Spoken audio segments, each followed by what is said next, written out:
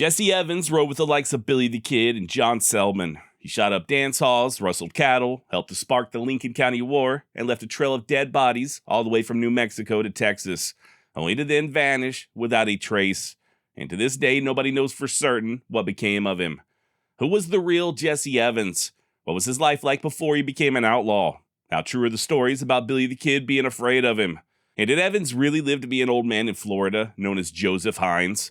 Stick around and find out. My name's Josh, and this is the Wild West Extravaganza. Yeehaw! Jesse Evans was born in Missouri in 1853. Or was it Texas? According to some, Jesse was part Cherokee and had received a college education back east. Others maintain that he was a childhood friend of Billy the Kid and that he and his parents had been arrested in Kansas for passing off counterfeit money. The truth is, we know very, very little about Jesse Evans. We don't even know for sure if that was his real name. What's more, there are no authenticated photos of Evans. Don't get me wrong, you can find photos online and in books, but none of them have yet to be authenticated. We'll circle back to the origins just a bit, but thankfully, once Evans arrived in New Mexico in the early 1870s, things do start to clear up. It's there where he found employment as a genuine cowboy, working for several different outfits before securing a job with the famous John Chisholm, which ironically might just be how Evans got to start stealing horses. Look, there's not much in life that's certain, other than death, taxes, and the fact that almost everyone in New Mexico in the 1870s was still in livestock, including the esteemed John Chisholm. In fact, when Chisholm sought reimbursement from the government for horses that he had lost to the Apaches, he was rebuked by U.S. Indian Inspector E.C. Watkins. Quote, "I think the evidence shows conclusively that in the matter of horse stealing, Mr. Chisholm is far ahead of the Indians, and that Chisholm was systematically robbing the Indians through the instrumentality of the men whom he had hired for the purpose." End of quote. And yeah, our very own Jesse Evans was one of those men. That said, by 1875, he had quit working for Chisholm and joined forces with another bandit by the name of John Kinney, or as I like to call him, Kinney, you bastard. Now, if you're not familiar with John Kinney, he's a pretty fascinating character in his own right. Originally from Massachusetts, Kinney joined the army at a young age and mustered out there in New Mexico in 1873, at which point he started stealing cattle like a man possessed. In time, Kinney would form a ranch not far from the town of Mesilla, serve as sort of a base of operations for he and his gang, or as a local paper described it, the headquarters and rendezvous for all evildoers in the county. Per historian Robert Utley, the quote, "offenses of both Evans and Kinney went beyond mere rustling. On New Year's Eve of 1876, Kinney, Evans, and several friends got into a brawl with some soldiers at a dance hall near Las Cruces, and Kinney was badly beaten. The vanquished withdrew, only to reappear at the doors and windows with blazing six-shooters. A soldier and an unlikely civilian, who happened to be in the line of fire, died instantly, and 3 soldiers were severely wounded, 1 mortally. No charges were brought against the murderers." Skip ahead just a little over 2 weeks later, and Jesse Evans would participate in yet another deadly shooting right there in Las Cruces, that of a fellow bandit by the name of Fletcher. Filled him full of holes and just left him there to rot in the street. This time Evans was indicted, but he was ultimately found not guilty. And not long thereafter is when he branched off from Kinney and formed an outfit of his own, known as the Boys. To once again quote the great Robert Utley, Evans undoubtedly continued his association with Kinney, who occasionally participated in the exploits of the Boys. They in turn used the Kinney Ranch as a refuge. Evans' field of operations, however, extended all the way across southern New Mexico, whereas Kinney seems to rarely have strayed very far from his Mesilla Valley Ranch. Into this heady environment in late September of 1877 ventured Henry Antrim, end of quote. And Henry Antrim, of course, was just an alias for Henry McCarty, also known as Billy the Kid. And although Billy and Evans would eventually become sworn enemies, they were initially on friendly terms. Not only would Billy ride with Evans and his gang in the fall of 1877, but they were also rustling stock from the Kid's future employer, John Tunstall, an offense that would see the both of them tossed in the infamous pit jail over in Lincoln. And yeah, the rest is pretty much history. Billy, of course, would go on to work for Mr. Tunstall, while Evans took the side of the Murphy-Dolan faction. Now, I'm not going to rehash the entirety of the Lincoln County War. If you'd like a refresher, please feel free to check out the series I did on Billy the Kid, link down below. But Jesse Evans was one of the men who helped to murder the aforementioned John Tunstall. And then, just a few weeks later, Evans was badly wounded while attempting to rob a sheep herder outside of Tularosa. He'd surrender shortly thereafter due to his wounds and get locked up over at Fort Stanton. And despite being formally charged with Tunstall's murder, he was granted bail. Evans may have been forced to miss out on a good chunk of the Lincoln County War while sitting behind bars, but he would participate in the Battle of Lincoln just days after his release. This is that big fight they show at the end of the movie Young Guns. Per biographer Grady McCright, quote, "Details of Jesse Evans' participation in the skirmish are meager, but it is certain he was there. A board of investigation sent to Lincoln reported that Jesse was in Pepin's campaign headquarters at the Wortley Hotel. This indicates that he had a position of leadership and not the role of a common fighter," end of quote. Now that battle there in Lincoln would mark the end of the war. Tunstall and McSween were both dead, the regulators were scattered to the wind, and the Dolan faction had emerged victorious. Jesse Evans and Jimmy Dolan would even travel together to Santa Fe, the territorial capital, just a week later, with Evans seemingly unafraid of being arrested. That said, their troubles hadn't gone away entirely. Susan McSween had hired a one-armed attorney by the name of Houston Chapman and was dead set on bringing Colonel Dudley to justice for her husband's murder. Colonel Dudley, of course, had somewhat aligned himself with the Murphy-Dolan faction. At the same time, Governor Lew Wallace extended a general pardon to all offenders not already indicted by a grand jury. This is great news for many of the former regulators, but it didn't apply to Billy the Kid, as he was already under indictment for the killings of Sheriff Brady and Buckshot Roberts. It also didn't apply to Jesse Evans due to his role in the murder of John Tunstall. So in other words, the war may have been officially over, but there were still some simmering embers threatening to reignite. And it was in the midst of this tension that Billy the Kid sent a message to Jesse Evans and Jimmy Dolan, basically asking if they wanted to continue fighting or did they want to make peace. Per historian and friend of the show, James B. Mills, quote, "Kid Antrim received word back from his longtime enemies at Fort Stanton that they would arrive in Lincoln that evening to meet and talk peace. True to their word, Jimmy Dolan rode into town with Jesse Evans, Billy Matthews, George Van Sickle, Edgar Walls, James Redmond, and Bill Campbell, an occasional cowpuncher for Thomas B. Catron, with a droopy brown mustache, malicious disposition, and a hair-trigger temper.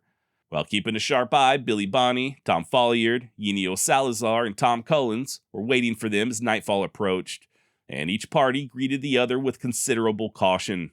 Billy and his companions kept cover behind a thick adobe wall, while Dolan and his cohorts did the same," end of quote. Keep in mind that these guys have been gunning for one another for the past year. In fact, this little rendezvous there in Lincoln occurred exactly 1 year to the day of John Tunstall's murder. Also, I think it goes without saying that Billy and Jesse Evans were no longer on friendly terms. Evans would even go so far as to urge Dolan and the others to gun Billy down the moment he emerged from behind the wall, to which Billy responded by saying that he was there to make peace and didn't care to open up the negotiations with a fight, but, quote, "If you come at me 3 at a time, I'll whip the whole damn bunch of you." Thankfully, calmer heads soon prevailed, and both sides came together and shook hands. According to historian Robert Utley, with peace declared, the uneasy friends embarked on a boozy celebration. Noisily and growing drunker with each stop, they staggered from one drinking place to another. About 10:30 p.m., lurching up the streets from the courthouse, they chanced to meet Houston Chapman, unarmed and his face swathed in bandages to ease the pain of a severe toothache.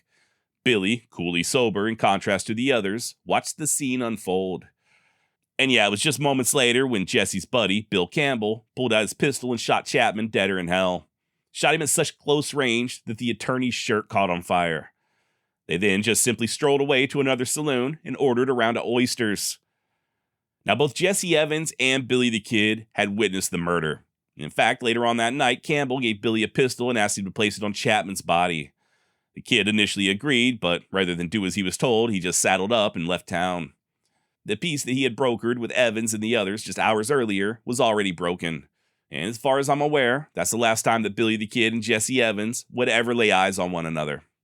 Now, you may be wondering why Billy failed to kill Evans, especially considering Jesse's role in the death of John Tunstall. Well, according to author Walter Noble Burns, Jesse had denied taking part in Tunstall's killing, and the Kid believed him. Another possibility, put forth by Evans' biographer Grady McCright, is that Billy was somewhat mellowed out after a year of fighting. Many of his friends were dead, others had left the territory, and I guess it's entirely possible that people on both sides of the war had grown weary of constantly dodging bullets. And then, of course, there's historian Emerson Huff. According to him, Jesse was one of the few men who didn't fear Billy the Kid. He said that Billy might be able to beat him with a Winchester, but that he could never take him with a six-shooter. Even Sheriff Brady had once said that he'd much rather go face-to-face with Billy Bonney rather than Jesse Evans. Allegedly. Not sure how true that is. Many of the sources regarding Jesse Evans are highly questionable, but I do think it's safe to say that he was more than capable of handling himself. So who knows, man? Maybe Billy figured it was touch and go and he didn't want to chance it. As to whether or not he was actually afraid of Evans, that's another story, but I do think at the very least, we can all agree that Jesse was a formidable gunman. Just to give you an idea how deadly he was, and active, Evans would be the subject of 10 arrest warrants out of Donna Ana County, New Mexico, between the years 1875 and 1878, and 5 of those warrants were for murder. That's not counting additional murder charges over in Lincoln County. So yeah, I don't know if he was scared of Billy the Kid or vice versa, but Jesse Evans most definitely struck fear in the hearts of everyday citizens. That said, he wouldn't remain there in New Mexico much longer. Evans would be arrested again in early March for being an accessory to the murder of Houston Chapman. Only thing is, he managed to escape less than 2 weeks later, at which point he just made a beeline for Texas. It's there, near the town of Pecos, that he and his gang began trafficking in stolen cattle to the soldiers over at Fort Stockton. Or at least they did until they were put on notice by the sheriff. Once again, per Evans' biographer, Grady McCright, quote, "While not true to his character, Jesse elected to relocate after the warning. Fort Davis was a likely prospect since Jesse's confederate, John Selman, was a butcher there. Selman's shop could serve as an outlet for Evans' contraband beef," end of quote. Now, if the name John Selman rings a bell, that's probably due to him being the El Paso constable who killed John Wesley Hardin in 1895. But back in 1879, Selman was a wanted man. He too had operated a gang of cutthroats down in Lincoln County, known as Selman Scouts. They were soon forced out of the territory, much like Evans and his bunch, at which point Selman took on the alias of John Tyson and opened up that butcher shop down at Fort Davis. And to be honest, he and Evans did have a pretty solid operation going. Jesse and his boys could rustle cattle from faraway ranches and then just funnel them through Selman's butcher shop without drawing suspicion. The only thing is, Evans couldn't leave well enough alone. In addition to stealing cattle, he and his gang also started terrorizing the locals. They'd routinely rob both homes and businesses, and even pistol whip law-abiding citizens in broad daylight. It wasn't long before folks started petitioning the government for assistance. Finally, in early June of 1880 is when authorities sent a detachment of Texas Rangers under the command of the very capable Sergeant Ed Syker. And although the Rangers did manage to arrest John Selman, Evans and the others eluded capture, at least temporarily. They initially headed to the border town of Presidio, where Jesse openly purchased a new pair of boots. In all reality, this was just a trick to make the Rangers think they had fled to Mexico. But rather than cross the river, the bandits instead turned north to the Chenati Mountains. And they might have gotten away with it too, had it not been for those pesky Rangers. As fate would have it, Sergeant Syker and his men were watering their horses just north of Presidio, when they noticed suspicious riders in the distance. So they headed out for a closer look. According to Bob Bosbell of True West magazine, quote, "Riding forward to investigate, the Rangers soon take fire as the 4 horsemen mount up and head to the higher ridges. A running gunfight ensues for over a mile as the outlaws climb higher and higher up the range." By the way, those 3 men with Evans were August Gross and brothers Charles and George Graham. There was a 3rd Graham named Albert, but he had been arrested at the same time as Selman. Now, eventually Evans and his 3 compadres dismount and decide to make a stand behind the boulders. The Rangers, however, remained undaunted. They charged on ahead, and one of them even managed to put a round in George Graham. And then, when the wounded Graham stuck his head out from behind a rock, is when Sergeant Syker shot him between the eyes. That's when Evans and his buddies wisely decided to call it quits. Sadly, a ranger by the name of George Bingham had also been killed, a fact that wouldn't become known until Evans and the others had already surrendered. Sergeant Syker would later state, quote, "We charged the party and took their stronghold.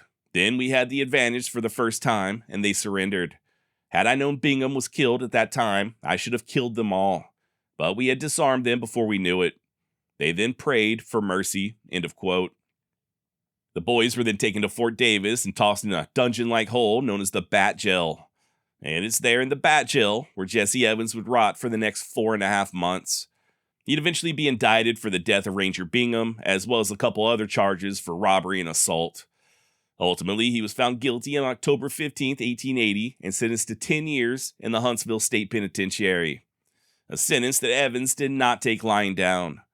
At first, he tried tunneling out of the pit there at Fort Davis, but when that didn't work, he sent off a letter to his old pal/enemy, Billy the Kid. Not making this up, by the way. Ranger Captain Charles Neville reported the following on August 26th. The prisoners are getting restless. I have a letter they wrote to a friend of Evans in New Mexico calling himself Billy Antrim to cause their rescue. And to use his words, he was in a damn tight place. Only 14 Rangers here at any time, 10 on a scout and only 4 in camp now. And that Antrim and a few men could take them out very easy, and if he couldn't do it now, to meet him, Evans, on the road to Huntsville, as he was certain to go. I understand this man Antrim is a fugitive from somewhere and a noted desperado. If he comes down, and I expect he will, I will enlist him for a while and put him in the same mess with Evans and company. End of quote. Now, obviously, Billy wouldn't come to Jesse's rescue, but it is fun to imagine how things may have turned out had the letter not been intercepted. Do I think that Billy the Kid would stand a snowball's chance in hell facing off against the Texas Rangers? Not really.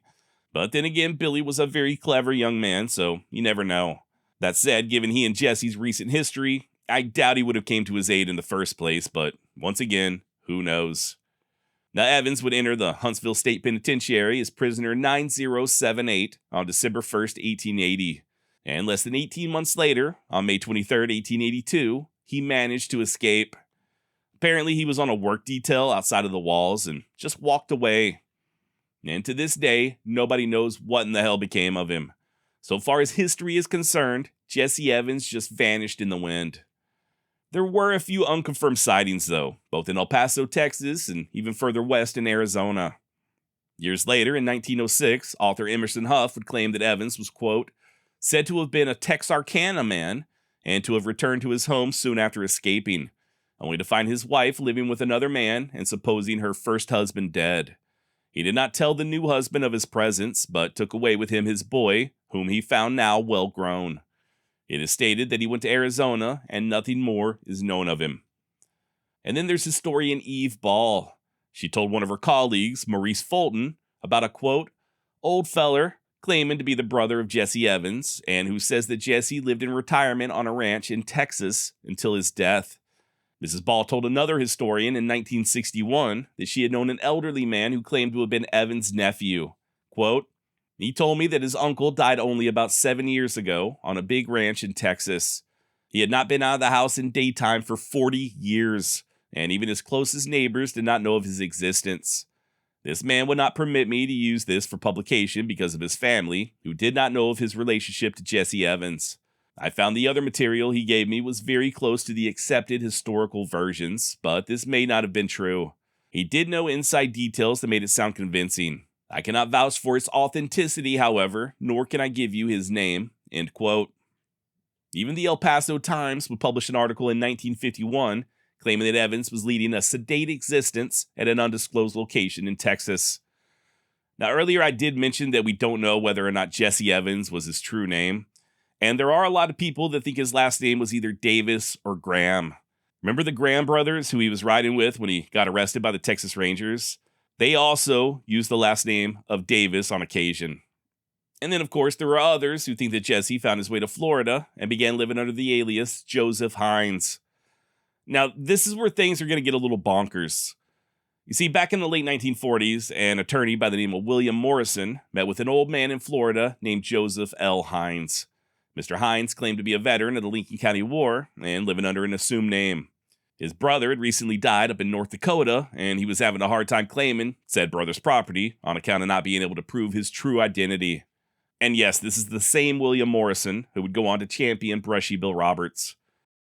Now, that said, in Morrison and Sonishin's book, Alias Billy the Kid, they make it very clear that Hines never told him his real name. But nonetheless, there are a ton of people who think that Hines could have possibly been Jesse Evans. Look, I dug into this for about as far as my sanity would allow, and from what I can tell, there's nothing of substance. But for the sake of transparency, here's what I was able to find. Author Dan Edwards, in his book Billy the Kid, an autobiography, states that Joe Hines was indeed Jesse Evans. According to Dan, quote, Joe Hines was able to prove to the satisfaction of a court of law that he was the one and only Jesse Evans of legend. How exactly Dan came to this conclusion is unclear, as his book is devoid of sources. That said, I did find another book making similar claims, Billy the Kid Beyond the Grave by W.C. Jameson, which, if I'm not mistaken, was published nearly a decade prior to Mr. Edwards' autobiography. Jameson also makes the bold claim that Hines was, quote, in all reality, Jesse Evans. But once again, no sources are provided. Remember, William Morrison never claimed that Hines was Jesse Evans, at least not publicly. He never listed the man's real name and alias Billy the Kid. There is a letter, however, allegedly written by Morrison, where he stated that he thought Hines' real name was William Campbell, which does kind of make sense, considering that Hines' dead brother up in North Dakota was Morgan Campbell. Long story short, the only information I can find regarding Joe Hines being Jesse Evans originates solely from Brushy Bill proponents. And you know how they are when it comes to primary sources. If you happen to have additional information, please feel free to email me at josh@wildwestextra.com, because I genuinely do not know where this whole Jesse Evans, Joe Hines rumor started. If you do, hit me up and let me know. Now, here's where things really start to go off the rails. So, there was a book published in 1975 titled Jesse James Was One of His Names, in which the authors assert that Joseph L. Hines was actually named Jesse R. James.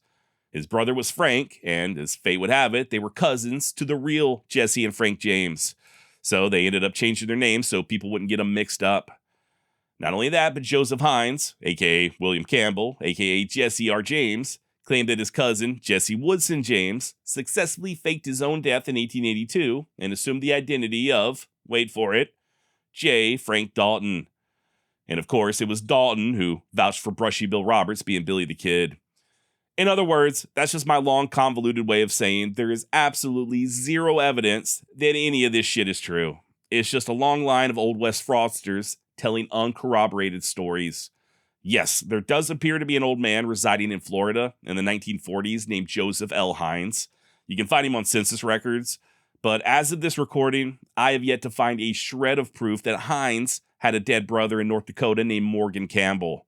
There's also no evidence that Jesse and Frank James had cousins of the same exact names, and there is no evidence that Joseph Hines was Jesse Evans. I have no idea where that rumor even started. Look, I don't know what happened to Jesse Evans after he escaped from prison, and I don't think anyone else does either. He very well may have spent the rest of his days hiding out on that ranch in Texas. Maybe his last name really was Davis or Graham, and he cleaned up his act and became a law-abiding citizen. Or maybe he went back to his old ways, only to be killed in some nameless gulch or ravine, his body left to be picked over by the vultures. There is one last theory, though, which, if true, might just be the most plausible answer. According to Texas Ranger Captain James B. Gillette, Evans was killed while attempting to escape prison. Now, full disclosure, but I was not able to verify that Gillette actually said those words. I thought it was maybe in his book 6 Years of Texas Ranger, but I couldn't locate it. I also couldn't find anything online other than people referring to Gillette's statement without citing a primary source. Also, I'm not really sure why his escape would have been reported in the newspapers, but not his death. The only other clue as to what he may have gotten up to after escaping prison comes from Pat Garrett. According to Garrett, he was in his office one day, there in Lincoln in 1882, when someone came running in saying that they had just seen Jesse Evans. No month was given, but if this occurred after May 23rd, then there could be a chance that Jesse returned to New Mexico shortly after busting out of the clink. For now, though, I think it's safe to say that Jesse's fate remains a mystery. Now, circling back to his childhood, I mentioned earlier that he was possibly arrested in Kansas for passing off counterfeit money. And there are records showing that a Jesse Evans, along with his father, who was also named Jesse, and his mother Louisa, were all apprehended in 1871 and put on trial there in Kansas. Apparently, Jesse Jr. was let off with just a slap on the wrist due to his young age. I was able to track this family all the way back to Iowa, and all of the names and ages line up perfectly, as do the names and ages of the siblings. So if this is our Jesse Evans, then it does appear as if he were born in Iowa as opposed to Texas or Missouri.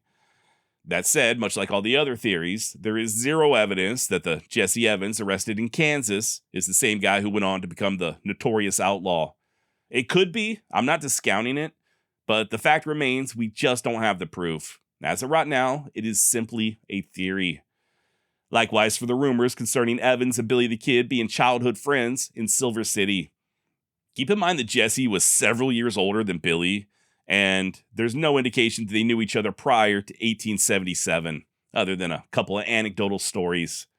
As far as him being part Cherokee or college educated, once again, I have no idea where those rumors originated. As of right now, all we can know for certain about Jesse Evans is the time that he spent in New Mexico, and then later on his brief reign of terror over in West Texas. We have absolutely no idea what occurred the first 2 decades of his life, and we don't know what happened after he escaped from prison.